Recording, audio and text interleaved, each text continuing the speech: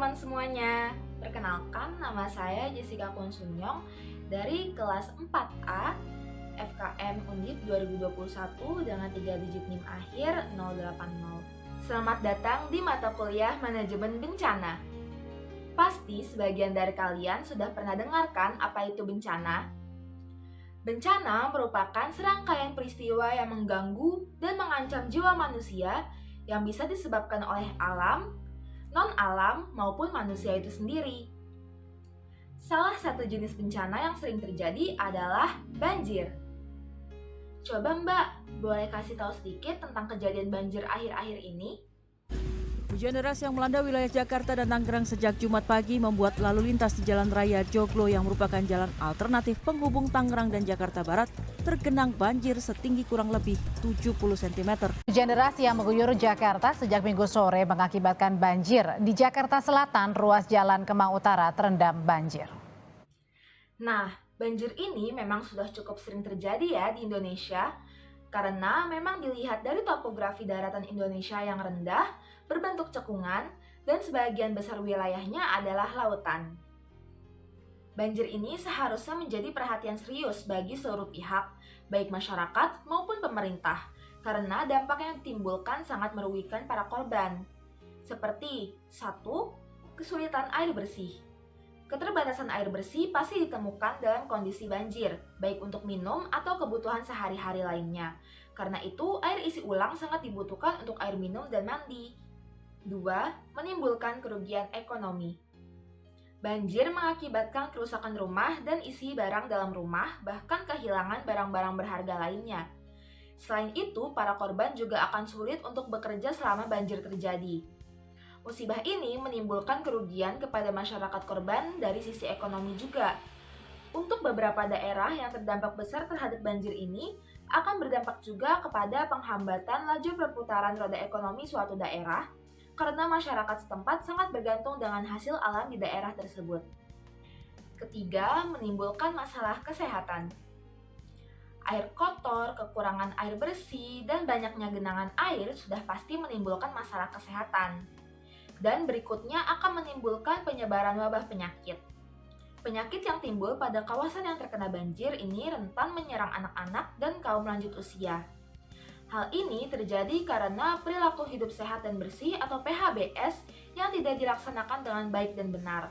Seperti melakukan cuci tangan setelah kontak dengan air banjir khususnya sebelum makan, tidak membiarkan anak-anak bermain dengan air banjir, dan mainan yang sudah terkontaminasi air banjir. Karena pada masa ini juga rawan terkena DBD ataupun leptospirosis.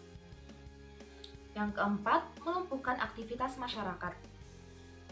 Banjir yang cukup besar dapat menenggelamkan rumah penduduk dan harus mengungsi, serta menggunakan pakaian seadanya, sulitnya akses transportasi, dan merusak fasilitas sosial dan fasilitas umum, yang mana dapat membantu kegiatan pemenuhan kebutuhan masyarakat sehari-hari. Yang kelima, menimbulkan korban jiwa. Korban jiwa ini dapat diakibatkan karena terseret arus banjir atau terkena penyakit seperti yang telah disebutkan sebelumnya. Namun, tidak sedikit juga korban jiwa ini terjadi karena penggunaan listrik atau peralatan elektronik di rumah yang sedang kebanjiran atau terkena sengatan listrik yang berasal dari tiang listrik yang tidak dipadamkan sebelumnya oleh PLN. Nah, dalam rangka mengurangi risiko bencana dapat dilakukan salah satunya adalah mitigasi. Menurut Undang-Undang Nomor 24 Tahun 2007, mitigasi adalah serangkaian upaya untuk mengurangi risiko bencana melalui pembangunan fisik maupun penyadaran masyarakat dan peningkatan kemampuan menghadapi ancaman bencana. Upaya yang harus dilakukan untuk melakukan mitigasi banjir dan menurunkan risiko jatuhnya korban jiwa, kerugian moral dan material adalah dengan melakukan mitigasi secara struktural dan non-struktural. Mitigasi secara struktural adalah mitigasi yang lebih menekankan pada fisik pembangunan. Pada saat ini pun, upaya yang dilakukan mitigasi bencana masih dengan mengandalkan kegiatan fisik, seperti pembangunan tanggul pada daerah yang rawan banjir, atau bisa juga dengan mengisi karung dengan pasir dan batu, yang selanjutnya bahan tersebut akan digunakan sebagai pondasi pembuatan tanggul secara swadaya oleh masyarakat sekitar. Pembangunan tanggul di pinggir sungai ini pada dasarnya bertujuan untuk mencegah meluapnya air dengan ketinggian tertentu yang dapat memasuki daerah dataran banjir. Kemudian dapat dilakukan upaya mitigasi secara non-struktural. Kegiatan mitigasi non-struktural ini memiliki tujuan untuk dapat menghindarkan dan lebih menekankan seberapa besarnya masalah yang dapat ditimbulkan oleh banjir. Salah satunya adalah masyarakat bisa mengatur pemberdayaan lahan di daerah yang rawan banjir. Kemudian dapat dilakukan kampanye tidak membuang sampah ke sungai, yang diharapkan masyarakat dapat lebih sadar akan kebersihan sungai, sehingga dapat mengurangi sampah yang dapat mengotori sungai, mendangkalan sungai, dan menghambat aliran air sungai. Jika sungai kotor, ditambah lagi dengan keadaan lingkungan di daerah hulu yang sudah mengalami pengerusakan akibat penebangan hutan secara liar tanpa melakukan penanaman kembali atau reboisasi, tentunya akan menjadi ancaman tersendiri khususnya bagi daerah hilir. Maka dari itu, perlunya menjaga kebersihan sungai agar kita semua terhindar dari bencana banjir yang kapan saja bisa datang.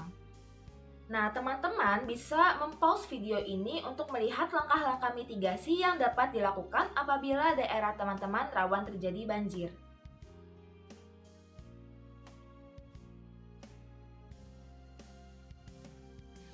Nah, melihat seringnya kejadian banjir terjadi di banyak daerah, tentunya diperlukan adanya upaya pencegahan, mitigasi, dan kesiapsiagaan yang lebih tinggi dibanding tahun-tahun sebelumnya. Sekian, terima kasih, dan sampai jumpa lagi di pertemuan selanjutnya.